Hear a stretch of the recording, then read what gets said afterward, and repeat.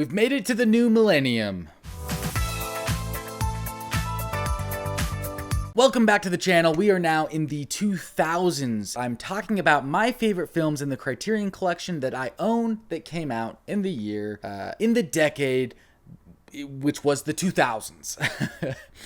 I don't know why that was such a struggle for me to say. We've gone through the 30s, 40s, 50s, 60s, 70s, 80s, 90s, and we're to the 2000s. There's a video going through my favorite 5 films from each of those decades. You can go check those out on the channel. But for now, we're here in the 2000s, and if I thought the 90s was a hard video to narrow down to 5, this one ended up being a lot harder than I thought as well. For some reason, I thought I didn't own that many in the 2000s, but I do. In fact, I own a lot from the 2000s. I just own a lot of movies, I guess. That's really what it comes down to. So I have a bit of a problem. But hey, we love movies here on this channel, and you love movies too. That's why you're watching this. And if you're not, lie to me and tell me you are. Okay, so let's get into this list. I chose to include 7. Sue me. In 7th place is Bong Joon-ho's Memories of Murder. I couldn't leave this movie off of the list. This is the second feature by Bong Joon-ho, director of Parasite, which is a thrilling crime murder mystery based on a true story set in Korea and stars Song Kang-ho, who you'll also recognize from Parasite, in an earlier role of his. It's beautifully shot. You're on the edge of your seat. It feels very much like a David Fincher early 2000s or 90s crime film, but just not. One of my favorite things about it is the way it balances tone. I think that Bong Joon-ho and seemingly a lot of Korean filmmakers and Korean films that I've seen seem to do a really good job of balancing a tone of something that's really dark, but allowing it to feel almost lighthearted or comedic at the same time, and having that comedy not take away from the drama when the drama needs to happen. It's something that, I would praise Squid Game if you've seen Squid Game for doing the same thing. Or Parasite, obviously, right? There's aspects of Parasite where you're going to be laughing, where there's comedy, where it's almost like slapsticky. But then there are some dark things that happen, and somehow these tones are balanced in a way that it's kind of astonishing to me. And Bong Joon-ho is really a master of balancing those tones. I love Memories of Murder. Check it out if you haven't seen it. Number 6 on our list is a film directed by Noah Baumbach, and that is The Squid and the Whale from 2005. And this makes the list strictly because it's a great film, but really it was the first film that I would say got me into indie films. When you're kind of in that age where you grow up watching things that your parents watch, or maybe you're influenced by some friends or things like that. But there's always that kind of period of time, maybe it's in middle school or high school for some, where you start to develop your own taste in like music. You start getting into movies or things that are a little bit different than what your parents are suggesting or what the radio is showing you with music, and you find something on your own. Well, The Squid and the Whale was that thing that I found on my own, and it kind of helped define a little bit of my identity. And so for that, I'll always love this movie. Jeff Daniels and Laura Linney are going through a divorce, and we see the ramifications of that divorce on their 2 kids, which is an early role from Jesse Eisenberg, and then Owen Klein, which is Kevin Kline's son, and really just navigating the family dynamic of this kind of divorce that's going on. I think it's a really beautiful family drama. It really sets the precedent for a lot of other Noah Baumbach films that will come, along with Wes Anderson films, because the 2 of them actually co-wrote quite a few movies together around this time frame. And there's always some good family drama with maybe narcissistic fathers. And sometimes Noah Baumbach's films kind of feel like a more grounded version of like Wes Anderson's movies, like The Royal Tenenbaums. Anyway, check it out. Okay, now we're in our top 5. I guess they're kind of in no particular order.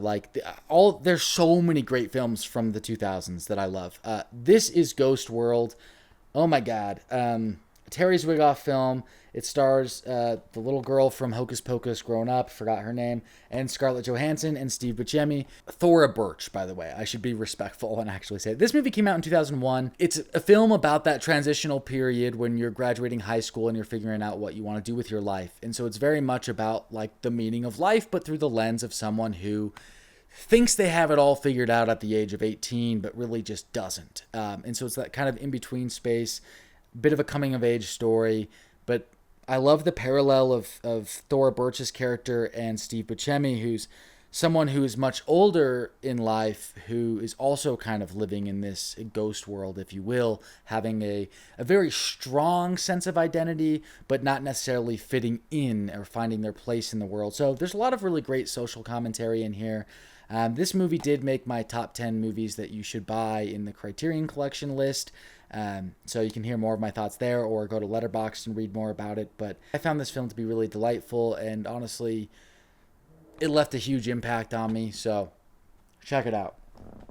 Another coming-of-age story, and that's Y Tu Mama Tambien. This is an Alfonso Cuarón film, and this came out in 2001 as well. I have the OG, Digipack back when they still had DVD and Blu-ray combos, so it's a little bit of an older one.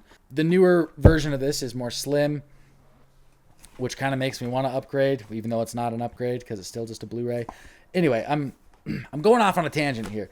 Y Tu Mama Tambien is when I first watched this movie, and it, by the way, stars Diego Luna from Andor. For those Andor lovers out there, a very young Diego Luna, because it's like two teenage boys in Mexico. As they're kind of growing up, develop this kinship or fondness for this older woman, and then they learn a lot about their sexuality through that and relationships and their own relationship with each other. Yeah, there were some really relatable aspects to that, because there's a type of kinship that you have as friends sometimes that when you're going through those ages, those like 14, 15, 16, 17, those like seminal ages, there's a kinship that forms there just by spending so much time together in those formative years that is so forever in its bond, that almost can't really be replicated because you're just figuring things out. And watching these two and the relationship between these two kids, what they go through together in this movie is just, it's palpable. It comes off the screen. It feels so genuine, and the performances are so good by them that you feel like you're a part of this tight brotherhood, which really can be like the deepest form of family that you can have. So yeah, brotherhood. Okay. Wong Kar-wai's In the Mood for Love.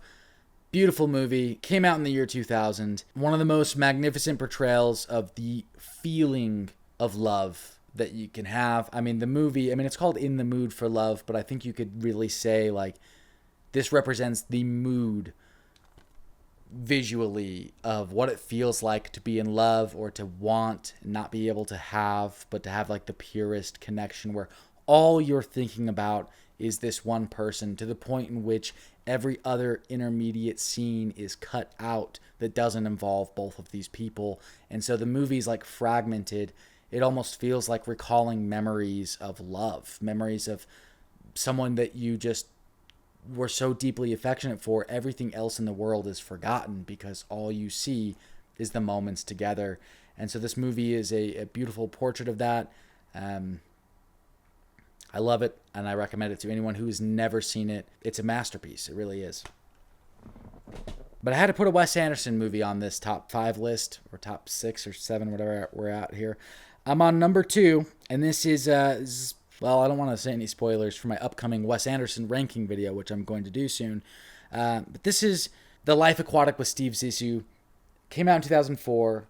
I think this is maybe my favorite Bill Murray film. This movie feels like one of the first times in Wes Anderson's filmography that he really goes out there with the miniature work, the concepts, the kind of far out set designs, and coming up with new types of fish in completely non-existent countries. And it's kind of the beginning of that Wes Anderson world that we're so familiar with now, in my opinion, or at least the first fully realized version of that. I think it's his most consistently comedic film in his filmography. Willem Dafoe is super funny in this movie. And then you also have a lot of David Bowie music laced throughout, including a character who's always playing guitar and singing on their ship, but he's playing Portuguese covers of David Bowie songs. So the whole soundtrack is basically David Bowie. I'm a big David Bowie fan, so all those things hit for me. But I recommend The Life Aquatic. I think it's a great entry point into Wes Anderson's filmography. It's one of my favorites of his. Check it out. Okay, and before I get to my final film from the 2000s that's on this list, we're going to run through my honorable mentions. I'll try to keep this quick too. Starting with Hunger. This is a Steve McQueen film starring Michael Fassbender. It's a political film that takes place in an Irish prison where our Irish Republican captive goes on a hunger strike, and that is played by Michael Fassbender, who loses a lot of weight to portray the character. But this movie is really benchmarked by one of my favorite scenes in the centerpiece of the film. It's about 30-minute long dialogue sequence that's just two characters. It's a great scene that represents the talent and skill of actors when they're performing in a way that's uncut. It feels very theatrical in that sense. Could be studied in film class, especially acting class, in my opinion. And I'll knock out another Fassbender one. That's Fish Tank. Yeah, this is just like a cold, uncomfortable representation of what it might feel like to live in this giant housing projects in Essex and living in extreme poverty, trying to fit in at school, wanting to get out of your shitty life, and then having to deal with this new kind of guy that her mom is seeing, which is Michael Fassbender, who plays that. And there's kind of a strange like relationship that kind of forms between them, and he's much older. I think it's a great coming of age movie as well. Yeah, anyway, Fish Tank. I gotta move on. Pan's Labyrinth, Guillermo del Toro at his peak, in my opinion, as far as set design and animation is concerned. Throwdown, one that I just picked up in July's sale, but I had to throw it on this list because it was such a fun, quirky watch. It's very off the wall, off the beaten path, and I just loved its characters. They were so wacky. Watch it. It's very fun. It's very vibey. It's a good movie. Takeout. This is a Sean Baker film from 2004. Sean Baker, who directed Honora, The Florida Project, filmed it run and gun style. This movie takes place in New York City following a guy who delivers food via takeout on his bike. And the whole movie is just pouring rain the whole time. And it just so happened, I mean, they shot this film in, I don't know, days, and it just happened to be raining, and they just had to film it that way. And so like the whole movie's just consistently raining, and I think that's pretty epic considering that they couldn't have necessarily planned for that. They didn't have the budget to make that happen, but they were able to film it and keep it that way because that's just what the weather was. So that's always a fascinating thing to me. But yeah, if you like those kind of feels like you're watching almost a documentary, a very realistic day in the life of a food delivery driver in New York City, who's just trying to make a living and also doesn't speak a ton of English. Yeah, it's a great movie. I loved it. And last on the honorable mentions is Punch Drunk Love, which is a Paul Thomas Anderson film with Adam Sandler and Emily Watson in it. I haven't watched this movie in a long time, so that's why I didn't necessarily make my full list. I had to put it on the honorable mentions because I feel like I just need to rewatch it so that I can talk about it better. From my memory, I find it to be a really compelling movie. Oh, and Philip Seymour Hoffman is in it. Yeah, shit, I need to watch this again. That's the end of that list. My number one movie from the 2000s, before I get to it, follow me on Letterboxd and make sure you hit subscribe. Because if you like Criterion stuff, I got a bunch of Criterion videos on this channel. So check those out after you're done with this video. Mean a lot to me. So anyway, number one on this list is a David Lynch film, and you could probably guess it. 2001. Wow, 2001 made a lot of the top 7. Mulholland Drive. This is David Lynch's magnum opus, in my opinion. It's my favorite David Lynch film. Mulholland Drive is the perfect, trippy, dreamscape, venture into an otherworld type of movie while also still feeling planted and structurally sound. You can watch this movie, feel like you didn't understand it, but also feel like you understood it. It's so f***ing weird in that way. It's so compelling, though, too, that you want to go back and unpack it. You want to rewatch it as soon as you're done because the puzzle box structure works at its best that it's ever worked for me. You can pull the layers and pull these different aspects of it apart and find new things and find new meanings to it. But if you don't do that, I think you could still watch it and enjoy it. Like, that's the trickiest balance, and that's what this movie does. It walks that tightrope, and it does it phenomenally well. So it stars Naomi Watts. She comes to Hollywood bright-eyed, ready to be an actor, an actress. She comes for those classic Hollywood dreams. Anyway, I have the standard Blu-ray. It's now out on 4K. I'm really thinking about upgrading. Granted, I don't necessarily think like this restoration's going to look great. I think sometimes his movies anyway aren't necessarily serviced by a big 4K restoration. Some of them are. I think Lost Highway is. This one probably is too. But some of them like don't necessarily need that. Sometimes David Lynch's films can feel a little like, oh, it's going to sound bad, made for TV and the cinematography, but I don't know. I said it. That doesn't make it a bad thing though. I think that's actually like a great quality of his films. Like there is a style to it. It's very distinct. It's very unique, but it's not necessarily one of like putting together the most beautiful like cinematography of all time. It's more like what is on screen, what are we seeing, how are we seeing it. That all matters. But yeah, anyway, kind of trailing off there, making it sound probably not as appealing, but it is one of my favorite movies of all time. The 2000s, holy shit, that is a crazy decade. Great movies, a lot of great ones in the Criterion Collection. But what did I leave off that you love? Let me know in the comments below, and we'll catch you in the next video, guys. I love you.